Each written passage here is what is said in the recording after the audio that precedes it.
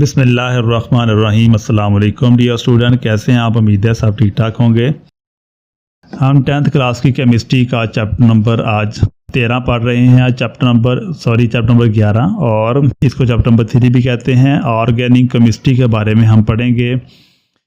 हमारा जो आज का आर्टिकल है वो है ऑर्गेनिक केमिस्ट्री। हम पहले भी ऑर्गेनिक केमिस्ट्री के बारे में पढ़ चुके हैं, लेकिन आज हम पढ़ेंगे इसकी पुरानी तारीफ़ क्या है। ऑर्गेनिक केमिस्ट्री की हम पुरानी तारीफ़ के बारे में पढ़ेंगे कि कदीम तारीफ़ ऑर्गेनिक केमिस्ट्री की क्या है। तो ऑर्गेनिक केमिस्ट्री की कदीम तारीफ़, यानी कदीम का मतलब होता है कि बहुत पुरानी, जो बहुत ज़्यादा पुरानी तारीफ़ है उसके बारे में हम पढ़ेंगे। ऑर्गेनिक केमिस्ट्री की कदीम तारीफ़ ये क्या है, तो हम इसकी कदीम तारीफ़ पढ़ लेते हैं। चले पढ़ते हैं। जवाब इसका है ऑर्गेनिक केमिस्ट्री की जो पुरानी तारीफ़ है, कदीम तारीफ़ है, इब्तिदा में 1828 में 28 से पहले की बात है, जब जानदार जिसाम यानी जानवरों और पौधों से हासिल करदा कंपाउंड से मुतल्लिक़ केमिस्ट्री को ऑर्गेनिक केमिस्ट्री का नाम दिया जाता था। यानी इब्तिदा में शुरू में 1828 से पहले की बात है कि जानदार जिसाम यानी जानवरों और पौधों से हासिल करदा कंपाउंड से मुतल्लिक़ केमिस्ट्री को ऑर्गेनिक केमिस्ट्री का नाम दिया जाता था। तो ये है ऑर्गेनिक केमिस्ट्री की कदीम तारीफ़, यानी बहुत पुरानी जो तारीफ़ है वो है कि जानदार जिसाम यानी जानवरों और पौधों से हासिल करदा कंपाउंड से मुतल्लिक़ केमिस्ट्री को ऑर्गेनिक केमिस्ट्री का नाम दिया जाता था। सवाल हमारा ये है कि लेवाइज़र की तहकीक ने क्या साबित किया। लेवाइज़र जो है ये एक साइंसदान का नाम है। लेवाइज़र, इसने तहकीक की थी कंपाउंड्स के ऊपर, जो जानदारों से हासिल होते थे कंपाउंड, उसके ऊपर उसने तहकीक की थी। तो ये लेवाइज़र की तहकीक ने क्या साबित किया, ये हम पढ़ते हैं। लेवाइज़र ने साबित किया कि पौधों से हासिल किए जाने वाले कंपाउंड्स ज़्यादातर कार्बन, हाइड्रोजन और ऑक्सीजन एलिमेंट पर मुश्तमिल होते हैं। पौधों से हासिल होने वाले कंपाउंड्स ज़्यादातर कार्बन, हाइड्रोजन और ऑक्सीजन एलिमेंट्स पर मुश्तमिल होते हैं। इसी तरह उसने ये भी तहकीक की थी कि जानवरों से हासिल होने वाले जो कंपाउंड्स हैं वो carbon, hydrogen, oxygen, nitrogen, sulphur और फास्फोरस वगैरह पर मुश्तमिल होते हैं। पहले जब हमने पौधों के से हासिल होने वाले जो कंपाउंड है उसके बारे में पढ़ा, तो उसके हमने 3 एलिमेंट्स पढ़े, 1, 2 और 3 एलिमेंट्स जो कार्बन, हाइड्रोजन और ऑक्सीजन है। जबकि जब जानवरों में हासिल होने वाले कंपाउंड हम पढ़े हैं तो उसके अंदर भी 1 कार्बन, हाइड्रोजन, ऑक्सीजन और 3 ये 6 एलिमेंट्स पर मुश्तमिल थे। जानवरों से हासिल होने वाले कंपाउंड्स में 3 एलिमेंट्स और 6 एलिमेंट्स हैं, और पौधों से हासिल होने वाले जो कंपाउंड्स हैं उनमें भी 3 कार्बन, हाइड्रोजन और ऑक्सीजन के एलिमेंट्स पर मुश्तमिल होती है। ये थी लेवाइज़र की तहकीक। उसने जानदार जिसाम से हासिल होने वाले कंपाउंड्स पर तहकीक की और उसने फिर ये अपनी तहकीक से साबित किया कि पौधों से हासिल होने वाले कंपाउंड्स उनमें कार्बन, हाइड्रोजन और ऑक्सीजन होती है, जबकि जानवरों से जो कंपाउंड हासिल होते हैं उनमें carbon, hydrogen, oxygen, nitrogen, sulphur और फास्फोरस, इस पर ये मुश्तमिल होते हैं। तो ये थी लेवाइज़र की तहकीक। अब हमारे पास एक सवाल है, वो ये है कि वाइटल फोर्स थ्योरी से क्या मुराद है, यानी वाइटल फोर्स थ्योरी ये क्या है। वाइटल फोर्स थ्योरी, सवाल है वाइटल फोर्स थ्योरी किसने पेश की। तो जवाब इसका पढ़ते हैं। 19वीं सदी के शुरू में स्वीडिश केमिस्ट था जैकोब बर्ज़ेलियस। स्वीडिश केमिस्ट जैकोब बर्ज़ेलियस ने वाइटल फोर्स थ्योरी जो है वो पेश की थी। वाइटल फोर्स थ्योरी किसने पेश की, तो वाइटल फोर्स थ्योरी जो वो है ये स्वीडिश केमिस्ट जैकोब बर्ज़ेलियस ने वाइटल फोर्स थ्योरी पेश की। तो ये आपने याद रखना है कि वाइटल फोर्स थ्योरी वो किसने पेश की। बाज़ दफ़ा पेपर में ये सवाल भी आ जाता है कि वाइटल फोर्स थ्योरी ये किसने पेश की, तो ये जैकोब बर्ज़ेलियस ने वाइटल फोर्स थ्योरी पेश की। केमिस्ट का नाम है जैकोब बर्ज़ेलियस। जैकोब बर्ज़ेलियस ने वाइटल फोर्स थ्योरी जो है वो पेश की है। अब हम एक और सवाल पढ़ते हैं वाइटल फोर्स थ्योरी के बारे में कि वाइटल फोर्स थ्योरी ये क्या है। वाइटल फोर्स थ्योरी है क्या चीज़, वाइटल फोर्स थ्योरी क्या थी, तो हम इसको पढ़ते हैं कि इस थ्योरी के मुताबिक ऑर्गेनिक कंपाउंड्स को लेबॉरेटरी में तैयार नहीं किया जा सकता था। ये जो थ्योरी है, वाइटल फोर्स थ्योरी जब पेश की तो उसने ये कहा था कि ऑर्गेनिक कंपाउंड्स को लेबॉरेटरी में तैयार नहीं किया जा सकता। क्योंकि ये ख्याल किया जाता था कि ये कंपाउंड्स पुरअसरार क़ुव्वत के तहत बनते हैं। वो जो पुरअसरार क़ुव्वत है उसको वाइटल फोर्स कहते थे, इस वजह से इसका नाम वाइटल फोर्स थ्योरी रखा गया। तो दोबारा पढ़ते हैं वाइटल फोर्स थ्योरी का क्या है। तो इस थ्योरी के मुताबिक ऑर्गेनिक कंपाउंड्स को लेबॉरेटरी में तैयार नहीं किया जा सकता था, क्योंकि ये ख्याल किया जाता था कि ये कंपाउंड्स पुरअसरार क़ुव्वत के तहत बनते हैं जो सिर्फ जानदार अजसाम में पाई जाती हैं। तो इससे आपको समझ आ गया होगा कि जो कंपाउंड्स हैं यानी ऑर्गेनिक कंपाउंड्स ये लेबॉरेटरी में तैयार नहीं किए जा सकते। उस वक्त ये कहा जाता था, जब वाइटल फोर्स थ्योरी पेश की तो उसने ये कहा कि जो ऑर्गेनिक कंपाउंड्स हैं उनको हम लेबॉरेटरी में तैयार नहीं कर सकते, ये सिर्फ जानदार के जिस्म में ही तैयार होते हैं और जानदार जिस्म के अंदर कोई एक ऐसी क़ुव्वत मौजूद है जिसे वाइटल फोर्स का नाम दिया गया। तो उस फोर्स के तहत यानी उस क़ुव्वत के तहत ही ये कंपाउंड्स जानदारों के जिस्म में बनते हैं। तो ये था वाइटल फोर्स थ्योरी। ये बहुत मशहूर सवाल है, इसको अच्छी तरह से याद करना है, वाइटल फोर्स थ्योरी क्या है। तो ये समझ में आने वाला ये टॉपिक है कि ऑर्गेनिक कंपाउंड जो है लेबॉरेटरी में तैयार नहीं किया जा सकते थे इस थ्योरी के मुताबिक, क्योंकि ये ख्याल किया जाता था कि ये कंपाउंड पुरअसरार क़ुव्वत के तहत बनते हैं जो सिर्फ जानदार अजसाम में पाई जाती है। तो ये था वाइटल फोर्स थ्योरी।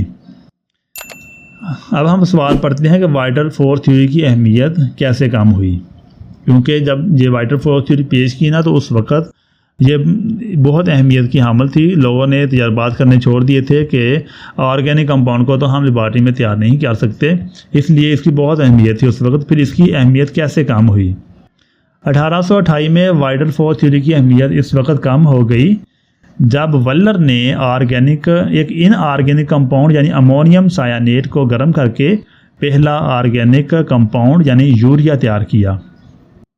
तो वल्लर ने इनऑर्गेनिक कंपाउंड था उसको उसने क्या किया, गर्म किया। इनऑर्गेनिक कंपाउंड उसका नाम है अमोनियम सायानेट। तो अमोनियम सायानेट को उसने गर्म किया, गर्म करके तो उसने एक कंपाउंड तैयार किया, वो था यूरिया। तो इस तरह उसने लेबॉरेटरी के अंदर अमोनियम सायानेट को गर्म करके ऑर्गेनिक कंपाउंड यानी यूरिया तैयार कर लिया। तो इस वजह से वाइटल फोर्स थ्योरी की जो अहमियत थी वो कम हो गई। एक और साइंसदान है, उसने भी तजर्बा किया था, उसका नाम है कोल्ब। तो कोल्ब ने 1845 में लेबॉरेटरी में एसिटिक एसिड तैयार किया। तो इस तरह वाइटल फोर्स थ्योरी की जो अहमियत थी वो बहुत कम हो गई। दोबारा पढ़ते हैं, 1828 में वाइटल फोर्स थ्योरी की अहमियत इस वक्त कम हो गई जब वल्लर ने इनऑर्गेनिक कंपाउंड अमोनियम सायानेट को गर्म करके पहला ऑर्गेनिक कंपाउंड यानी यूरिया तैयार किया। और बाद में वाइटल फोर्स थ्योरी की अहमियत और भी कम हो गई जब कोल्ब ने 1845 में लेबॉरेटरी में एसिटिक एसिड तैयार किया। तो इस तरह जो वाइटल फोर्स थ्योरी की अहमियत थी वो जो है ना वो कम हो गई। तो अब हम बुक के ऊपर चलते हैं। हमारी 10th क्लास की जो बुक है उसका चैप्टर नंबर है 11 और इसके ऊपर हम देखते हैं पेज नंबर 64 है और इसके ऊपर हम देखते हैं कि हमने किस तरह से इस आर्टिकल को तैयार करना है। तो ये था ऑर्गेनिक केमिस्ट्री की इब्तदाई तारीफ़। इब्तदा में यहाँ से स्टार्ट होता है, इसका हम कलर चेंज कर लेते हैं थोड़ा सा लाइटर का ताकि ये नज़र आए। तो ये हम यहाँ से इसको पढ़ लेते हैं। इब्तदा में जानदार अजसाम यानी जानवरों पौधों से हासिल करदा कंपाउंड से मुतल्लक केमिस्ट्री को ऑर्गेनिक केमिस्ट्री का नाम दिया जाता था। तो ये था इब्तदाई उसका, इब्तदा में ऑर्गेनिक केमिस्ट्री का जो तारीफ़ थी वो। लफ्ज़ ऑर्गेनिक का मतलब ज़िंदगी है। लफ्ज़ ऑर्गेनिक का क्या मतलब है? ज़िंदगी है।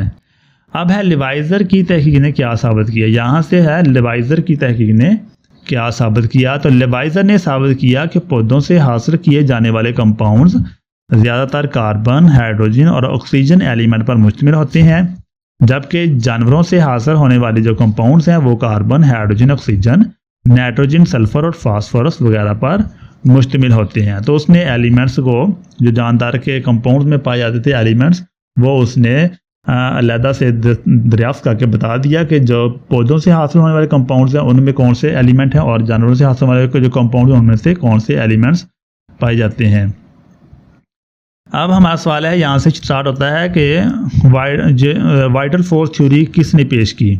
तो यहाँ तक उसका जवाब है। वाइटल फोर्स थ्योरी जो है स्वीडिश केमिस्ट जैकोब बर्जेलियस ने वाइटल फोर्स थ्योरी पेश की। इसके बाद हमारा सवाल है कि वाइटल फोर्स थ्योरी क्या है। यहाँ से वाइटल फोर्स थ्योरी ये क्या है। इसके मुताबिक ऑर्गेनिक कंपाउंड्स को लिबर्टी में तैयार नहीं किया जा सकता था क्योंकि ये ख्याल किया जाता था कि ये पुरअसरार क़ुव्वत के तहत जो वाइटल फोर्स कहलाती है बनते हैं, जो सिर्फ जानदार अजसाम में पाई जाती है। तो ये था वाइटल फोर्स थ्योरी क्या है। यहाँ से सवाल स्टार्ट होता है कि वाइटल फोर्स थ्योरी की अहमियत कैसे कम हुई। वाइटल फोर्स थ्योरी की अहमियत कैसे कम हुई, तो आप अपनी बुक के ऊपर ये सवाल लिख सकते हैं, जो मैंने सवाल आपको लिखवाए हैं।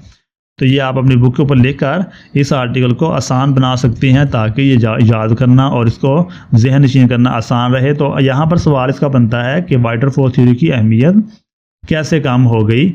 1828 में वाइटल फोर्स थ्योरी की अहमियत इस वक्त कम हो गई जब वल्लर ने इन ऑर्गेनिक कंपाउंड अमोनियम सायानेट को गर्म करके पहला ऑर्गेनिक कंपाउंड यानी यूरिया तैयार किया।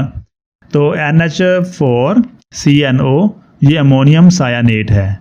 NH4CNO ये क्या है, अमोनियम सायानेट। उसको उसने क्या किया, लिबर्टी में गर्म किया तो बन गया यूरिया। NH2CO दरमियान में है और NH2 ये है यूरिया का जो फार्मूला। ये भी आपने याद करना है, ये बात दफ़ा पेपर में आ जाता है कि यूरिया का केमिकल फार्मूला लिखें, तो ये आपको आना चाहिए। तो अमोनियम सायानेट को गर्म करके उसने यूरिया जो है वो तैयार किया। बाद में वाइटल फोर्स थ्योरी की अहमियत और भी कम हो गई जब कोल्ब ने 1845 में लेबॉरेटरी में एसिटिक एसिड तैयार किया। तो यहाँ तक इसका जो जवाब बनता है कि वाइटल फोर्स थ्योरी की अहमियत कैसे कम हुई, तो यहाँ से हमने स्टार्ट किया था और यहाँ तक आप भी इसके ऊपर बिल्कुल इसी तरह से निशान लगा लें ताकि ये हमें अच्छी तरह से याद हो जाएं। तो ये था हमारा आज का सबक जिसमें हमने चैप्टर नंबर जो 11 है केमिस्ट्री का, उसके हमने तारुफ पढ़ा। उसके अंदर हमने वाइटल फोर्स थ्योरी को पढ़ा और वाइटल फोर्स थ्योरी की जो अहमियत है वो जो कम हुई क्या वजह थी, ये भी हमने पढ़ा। इसके बाद इंशाल्लाह हम ऑर्गेनिक केमिस्ट्री के बारे में तफसील से पढ़ेंगे। जो हमारा नेक्स्ट वीडियो बनेगी वो ऑर्गेनिक केमिस्ट्री के बारे में होगी। तो अगर आपने चैनल को सब्सक्राइब नहीं किया तो आप हमारे चैनल को सब्सक्राइब कर लें ताकि जो भी हमारी वीडियो बने वो आप तक पहुंचती रहे। इंशाल्लाह ये हमारा वीडियो बनाने का सिलसिला जारी रहेगा और ये आपको इंशाल्लाह बहुत हेल्पफुल साबित होगी। अपना बहुत सारा ख्याल रखें। अल्लाह ताला हम सब का हामी नासर हो। अल्लाह हाफिज़।